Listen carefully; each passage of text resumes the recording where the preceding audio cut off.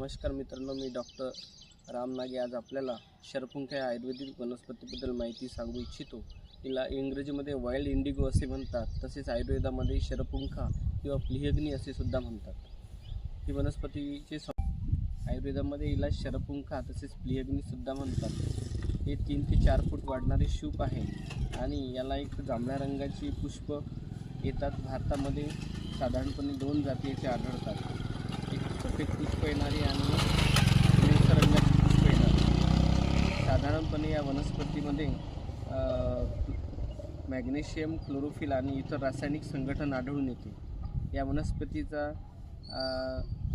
वनस्पतीचा जो वीर्य आहे ते उष्ण असून साधारणपणे वात आणि कफ नाशक अशी वनस्पती आहे आणि विविध आजारांमध्ये याचा उपयोग होतो। दंतशूलामध्ये सुद्धा या वनस्पतीचा मूळ उपयोगामध्ये येतो। बालकांमध्ये कृमिहर म्हणून ही काम करते। तसेच यकृत आणि प्लीह्याच्या विविध आजारांमध्ये सुद्धा ही वनस्पती काम करते।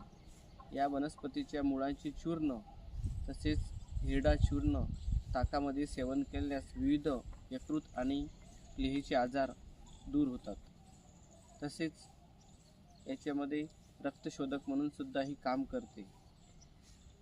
उदराचे विविध आजार, उदरशूल तसेच पोटफुगारा यासारखे विविध आजारसुद्धा शरपुंखासारखी वनस्पती दूर करते। या वनस्पतीचे एकूण संपूर्ण मूळ, पान तसेच हिचे बीज हे सुद्धा उपयोगी आहे।